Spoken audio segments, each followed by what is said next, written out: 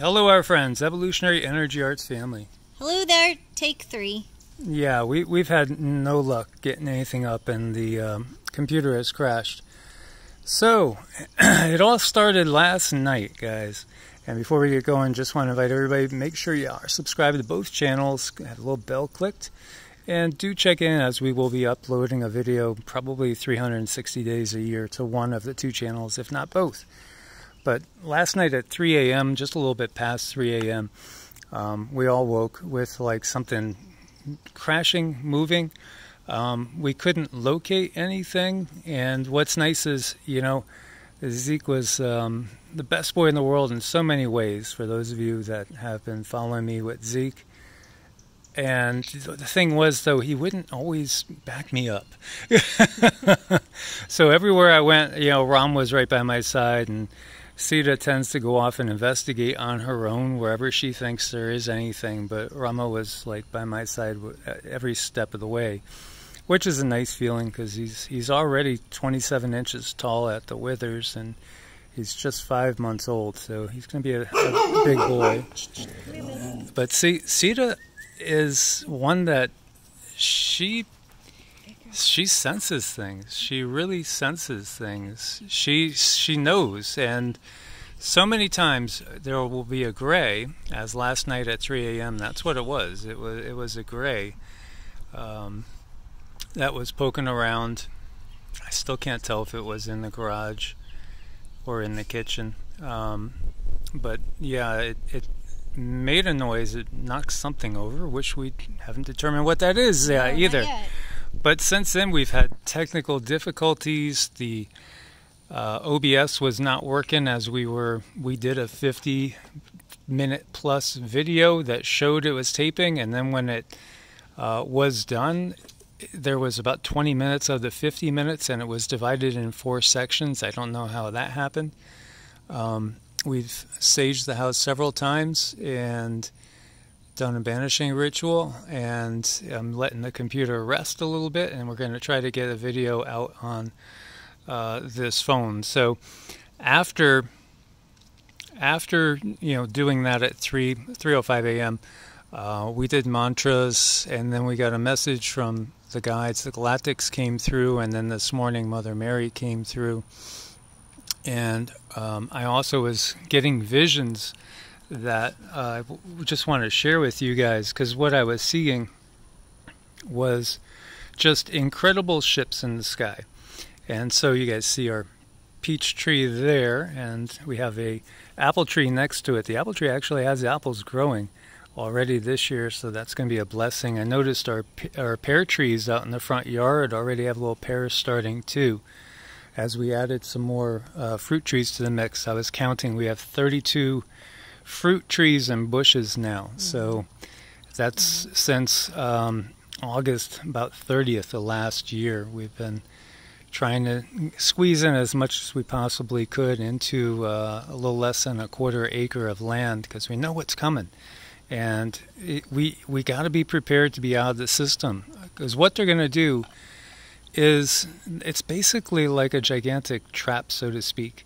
And when a mouse is hungry, and you know the mouse is dying for some food because there's nothing around, you set up a trap.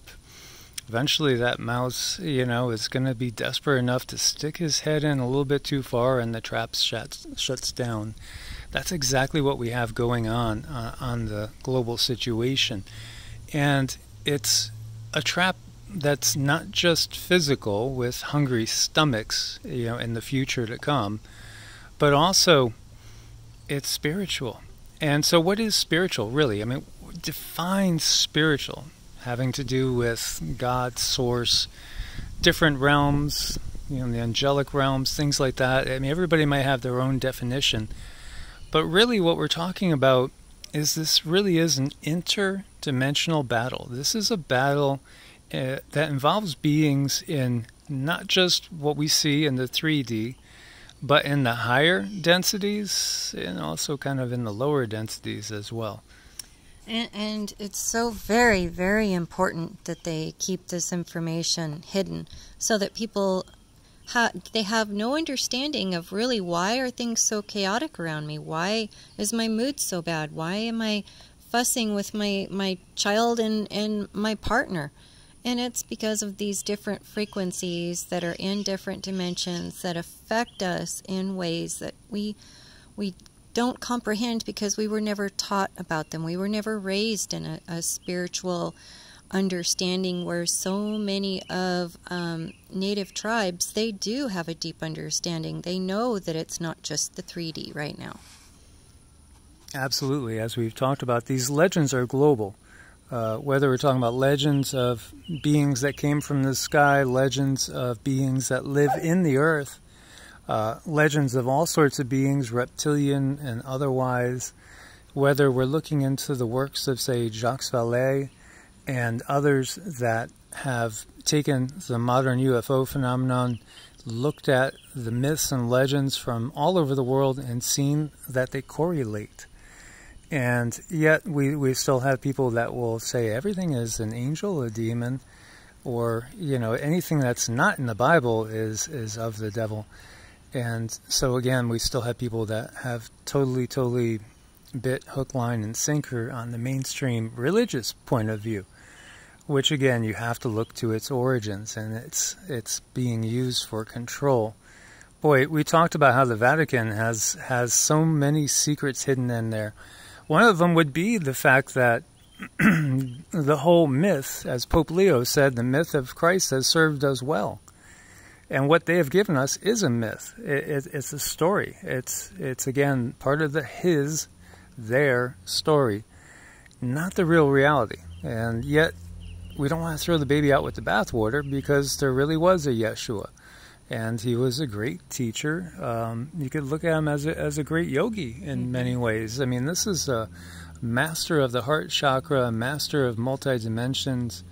You know, one of the best teachers the world has known, who never asked to be worshipped. Not once did he say, get down on your knees and worship me. And they don't even dare lie about that. Isn't that interesting? You won't find that anywhere in the Bible, even though, you know, the Bible is full of stuff that is intended to take us off on dead ends and tangents and get us to not see the bigger picture. That we are living with other beings right now on this planet, and they've always been here. So this morning they were showing me visions of when the ships will be uncloaked, and people will see in the sky over their head ships that might be miles long, and talk about making men's knees weak and making their hearts fail them.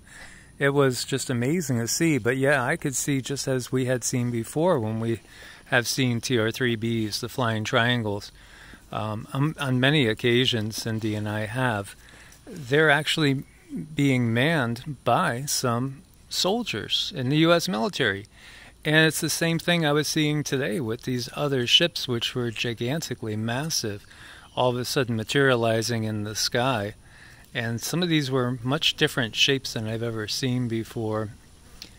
Almost imagine like four football fields long and maybe 2 football fields wide, and rectangular ships with kind of a circular part to them in the center. I don't know how else to describe it. Almost kind of like a rotating fan sort of center point. But these ships were being manned by humans and reptilians and greys as well. So many different types of beings are here all the time. And we're getting to the point now in the Ascension where they're attacking us more directly all the time. And when I say us, I mean the starseeds, the light workers.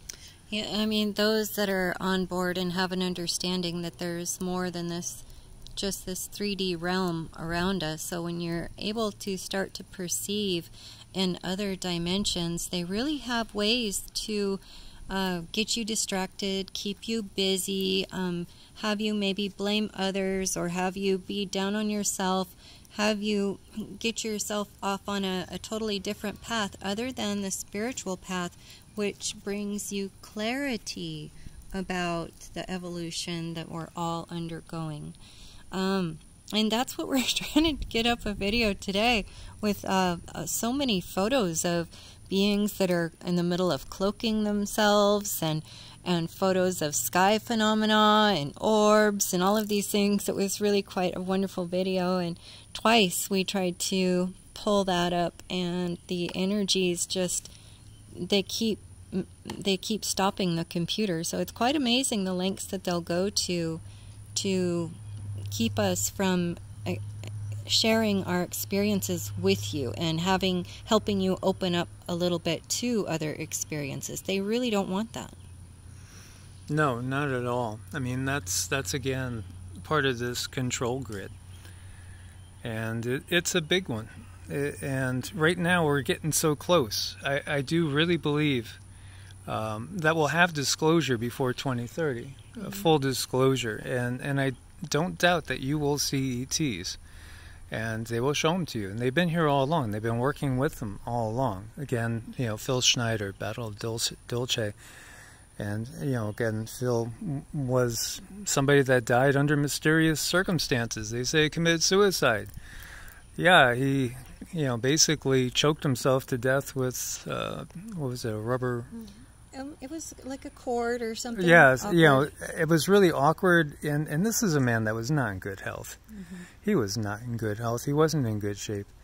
And, obviously, he spilled a lot of beans, so to speak. So, disclosure is coming. And again, the ones that you're going to see first, those are not the good guys. As many people have said, don't go on the first ships. Do not go on the first ships. There's a robin over there on the branch. So, again, prepare, get yourself out of the system as best as possible, because their plans are to make you desperate enough to go along with anything. And that anything includes giving away all of our freedom. And it might just be for one bag of groceries. Right. I mean, their plans are to get us in a desperate space so that we are so worried and concerned about our next meal that we can't even fathom about thinking how to expand on our spirituality. So I do believe it's a good idea, when you know that difficult times are coming, to go ahead and prepare yourself spiritually. This way you can prepare yourself in the 3D. And I don't think it's fear-mongering to talk about this. In fact, I agree with so many others that say it's using your wisdom. It's very wise to take a look at what's going on around you and prepare appropriately. Absolutely. Get out, ground, and root. And again, Mother Mary came through, and she was speaking for the whole collective. And we'll share her actual message in another video once we're able to make them again on the main computer. And her message was to reach out to them. So, if you're coming from a Christian background and you feel comfortable with Mother Mary or Mary Magdalene or Yeshua, reach out to any of them, because they're all on the same team. They're working with Isis, Aset. They're working with Kuan Yin. They're working with Tiamat and Sophia. They're working with all these beautiful beings like White Buffalo Calf Woman, Anandamayi Ma. It goes on and on. There's so many beings that are working together from the higher densities, trying to help us in our struggle to reach up to where they are and to clear ourselves from this control system. They don't work against each other. They're working against the dark side. They're working to spread the light so that others can see. So if anybody says, the only way is through Jesus, well, it's through, again, the teachings of Yeshua, which is, ascension teachings of the heart chakra. Love, compassion, and forgiveness, and really, working on bettering ourselves, not one of any particular dogma being elevated over another, because dogma is from man. Dogma is not divine. Dogma divides. It does, and that's, I think, a really good place to start if you're just starting on your spiritual journey and you're not sure what to believe, how to believe, why to believe. You're just on this spiritual journey and you really don't know which way to go. Start taking a look at the belief systems, and when you see fear and you feel fear in belief systems, and I think that's a good place to start, and just sit with that understanding and ask yourself, why do I feel fear? Should I feel fear? Is this something good for me? But just sit honestly with yourself and ask yourself questions, and go through other belief systems and see what you like. Many people see different belief systems and they make a conglomerate of their very own, and that's something that I have done over the years. I've made my own belief system, and that's okay. Yeah, we're all unique individuals, so that's fine. So what do Cindy and I believe? Well, we do think there is one source, and it's really unknowable when we're in this very, very limited body to understand that one source in its entirety. It's kind of an impossibility because, again, we're looking at it from a very, very limited perspective. But there is one source from which everything springs, and there is a creator to this universe. There is a divine plan, so to speak. But Source has made us all unique for a reason. Well, for one, that Source is exploring its own creation in every single possible way, from all different perspectives. And each one of us is a unique perspective of that. We don't need any middlemen, so to speak. We don't need any churches. We don't need any synagogues. We don't need any temples. If we want to congregate together and join together in celebration, prayer, meditations, mantras, that's all great. But we don't need it because Source is right within us the whole time. So we don't need anybody else to forgive us of our sins, so to speak. And the whole concept of original sin is one based on the premise of the first human woman doing something that she was told not to. And again, it's very easy to look at those stories and to see where they come from. And again, they come from the mindset of the Anunnaki that the humans are a slave race created to serve them, the gods, the powerful ones. So are there quote-unquote gods, these beings with amazing powers? Yeah. There's all sorts of beings with amazing powers. They're not the creator of everything, though. And you can't even name the creator of anything because it's beyond any sort of name. And when we look to Taoism, that one of the first quotes from the Tao Te Ching is that which can be named is not the eternal Tao. Anything that you could name, you're limiting. You're giving it a label which creates a limitation because it's this, it's not that.